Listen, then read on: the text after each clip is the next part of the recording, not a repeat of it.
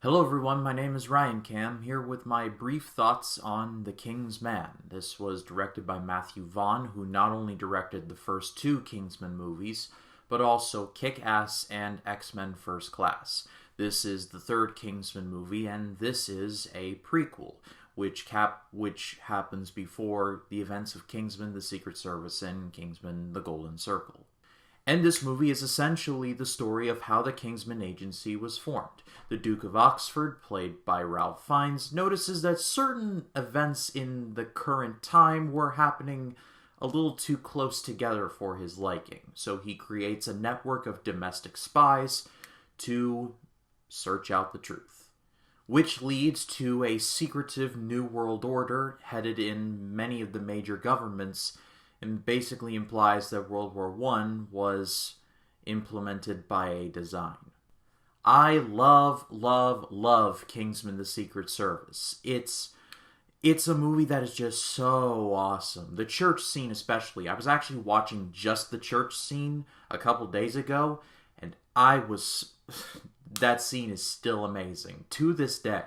Kingsman: The Golden Circle was a definite step down in quality from The Secret Service.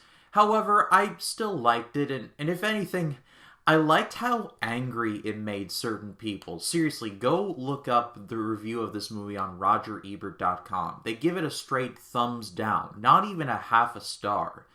It's kind of funny how this critic just tears into this movie. The Kingsman was one of those movies that was delayed for a number of times during the stupid virus, or when everything was locked down.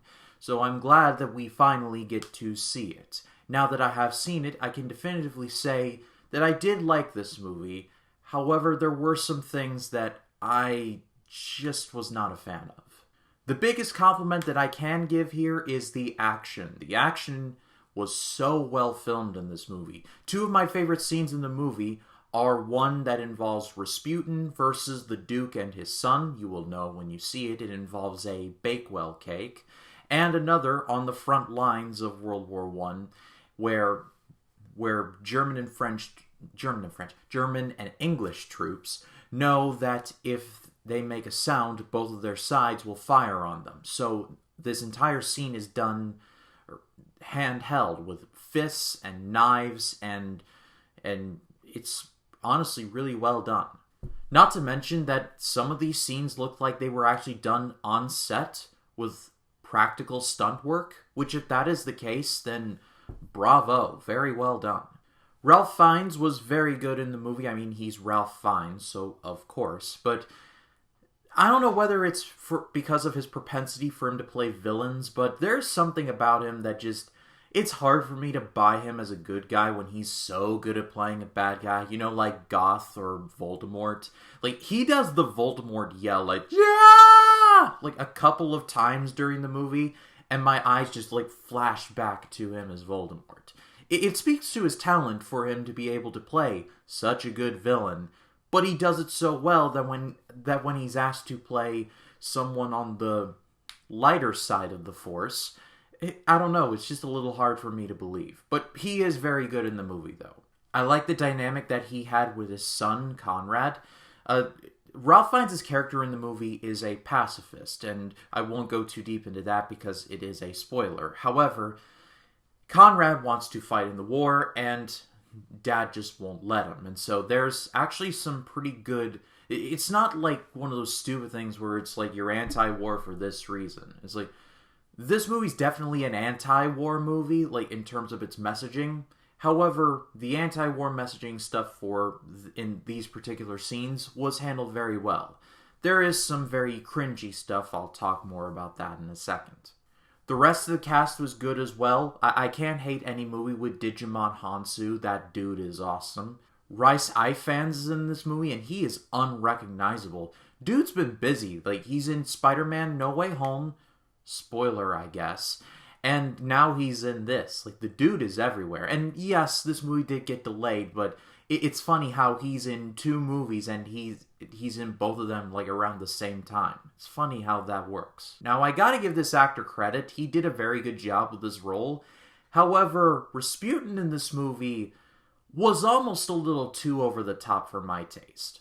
Not only did he look like Rob Zombie in a funhouse mirror, but just his general demeanor, I don't know, I wasn't sure how to feel about it. Now, I don't claim to be a Russian historian. I took a Russian history class in college, so I know literally a thing or two about it.